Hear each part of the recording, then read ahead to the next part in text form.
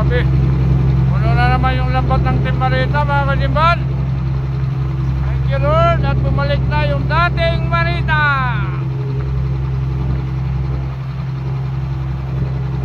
Dapat pagkasabi ni Fishing Master RR ay mag-storage kasi sobra yung walang espasyo.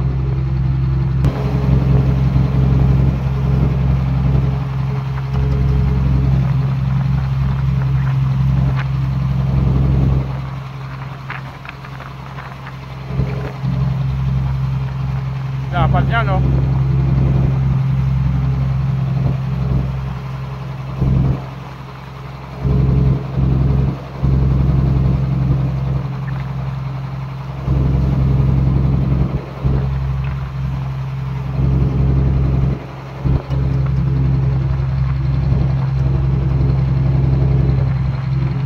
Puno na yung lambat na katiban. Ano? Puti-puti. Wow! Thank you sa blessing.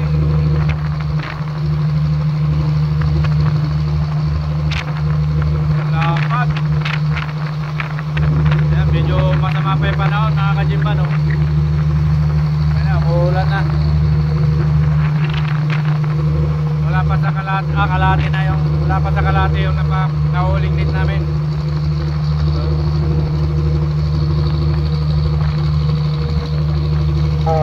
Kanan.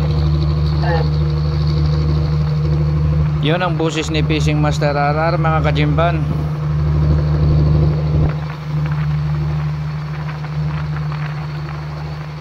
Sarap talaga pakiramdam basta may volume yung napupulong natin mga kajimban. Hindi tayo makaramdam ng pagod. Ano ba?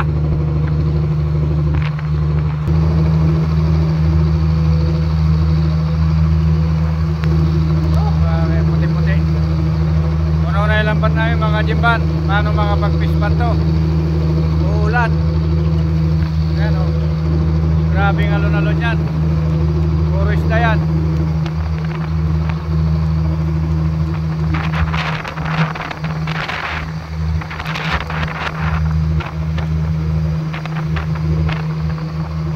Lakas na ng hangin.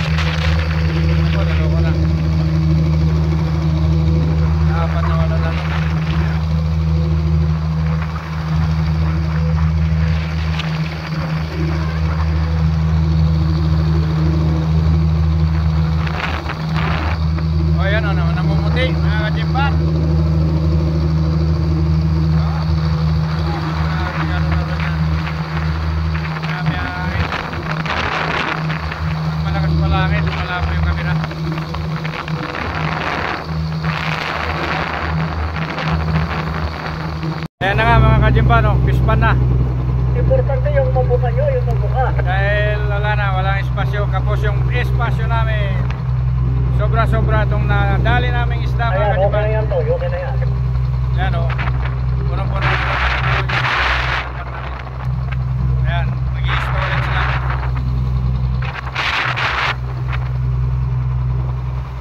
Ayan o, pero hindi yan. Saan sana kung isa pa yung natali mo. Sige, dyan ka na lang muna, baka mag-i-storage pa. Ayan, pispan na yan mga kajimban. Okay na yan to, okay na yan.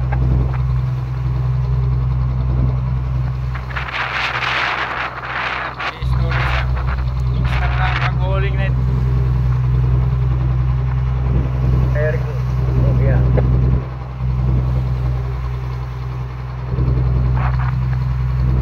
Oh, talaga naman. Lalo yan. Grabe.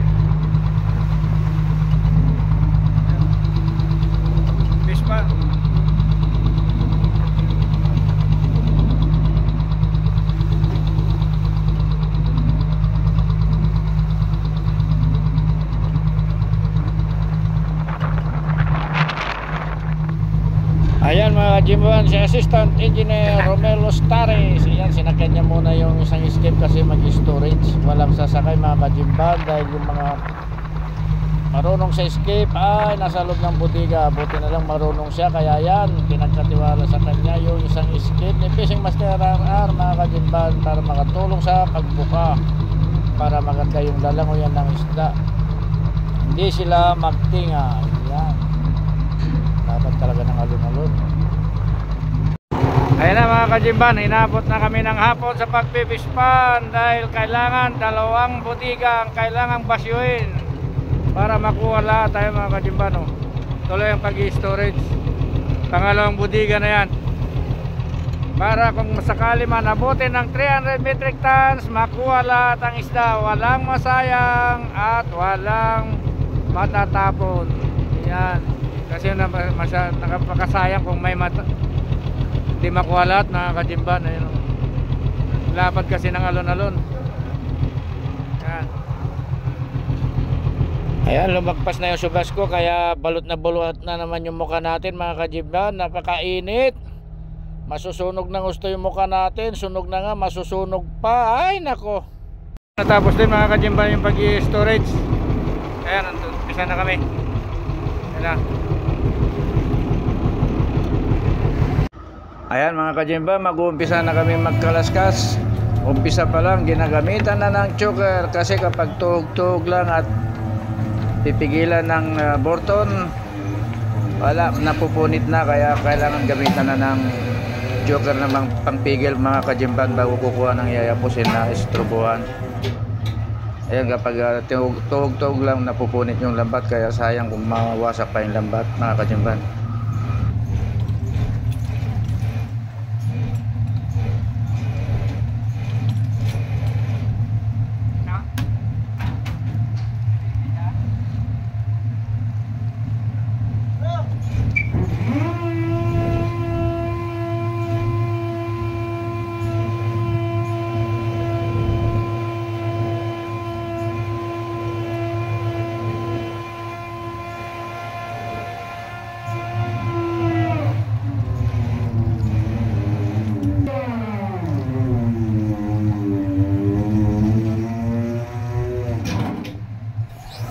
Ayan mga kajimban, kapag napigilan na ng choker yung lambat, ibababa muna para kunin yung mga tingang nakasabit na mga isda mga kajimban. Mahirap kasi kapag bumagsak kapag ganun kataas, masakit o kaya delikado, kaya tanggalin muna bago itaas uli at saka kukuha ng yayapusin para maistrobuhan.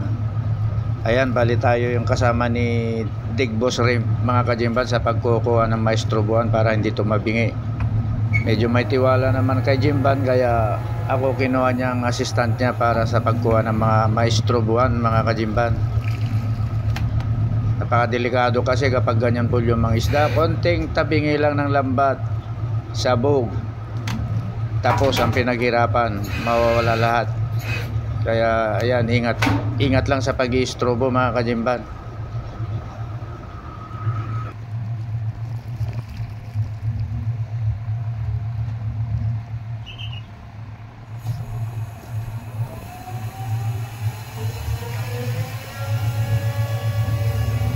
Ayan, kapag nakakuha na ng istrobohan mga kajimban, yayapusin na naman ng istrobo yan, yung Samsung rope, malaking Samsung rope, matibay na lubid yan mga kajimban. Hindi basta-basta nalalagot yan. At kapag nayapos na ng istrobo ng Samsung rope, sasabitan uli ng single bago itatas uli lambat. Ayan, ganyan o. Tapos tatanggalin na yung choker para mabira patas yung lambat mga kajimban hanggang sa mapunta lahat yung mga isda sa sentro ng pinakasentro ng fish bag natin. Ayan, pag napunta na sa sentro ng fish bag natin, iyan na, secured na. Mag-uumpisa ng mag-drilling mga kajimban.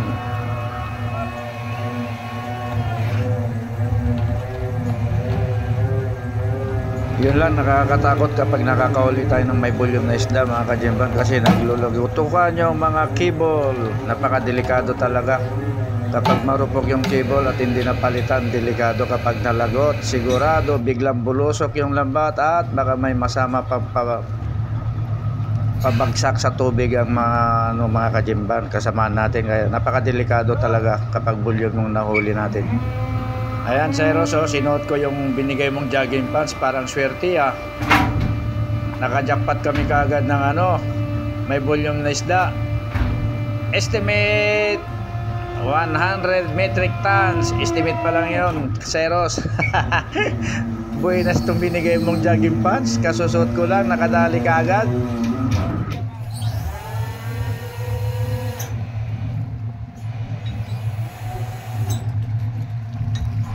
Ayan mga kajimban, malapit na tayong matapos sa pag-istrobo.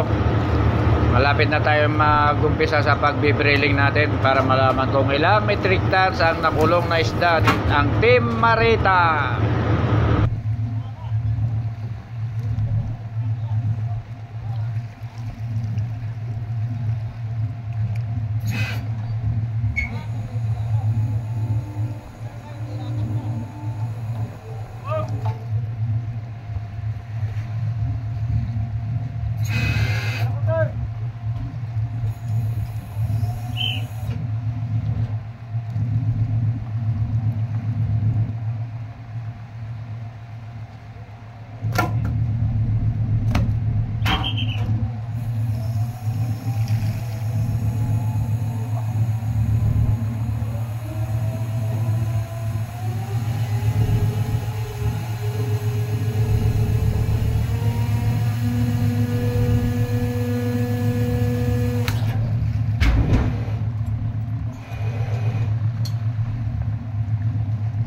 Ayan, tapos na tayo sa pag-istrobo mga kajimban. Start drilling na tayo.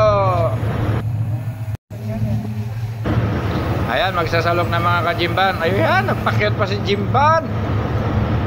Bali, hindi natin matatapos sa pagpupos ngayon nito mga kajimban. Hindi matapos yung pag-drilling kasi kapag pinapos natin ito, napakahaba. Baka magsawa rin kayo, kaya sunod na kapos na lang yung karugtong nito kung ilang metric tons yung nahuli ng Team Marita. At maraming salamat po sa walang sawang pagsuporta kay Jimban Manolo Ramos. Naway patuloy kayong pagpalay ng ating pong may kapal.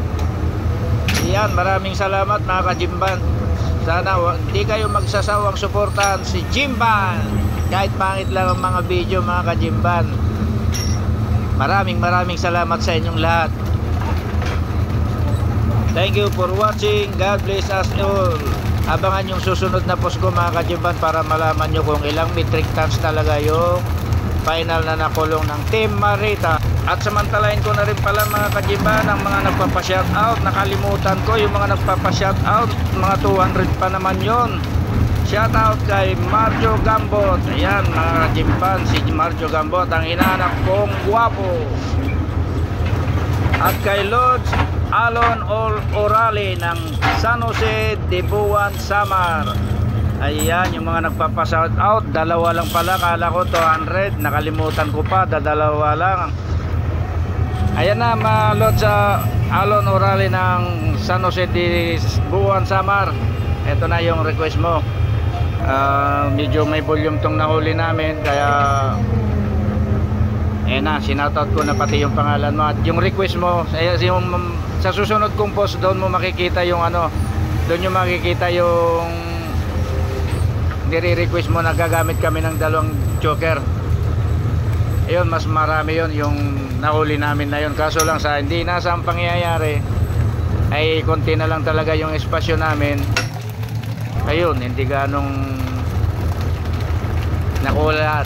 Kaya, pero panurin mo na lang para mas maganda yung sa susunod kong post. Abangan mo Lods Alon Orale para makita ng mga taga San Jose de Buwan, Samar. Yan, kung paano mo pumuli ng Team Marita ng maraming isda at kung paano mayakyat. Yan, salamat lagi sa pagsuporta. Lods Alon Orale ng San Jose de Buwan, Samar.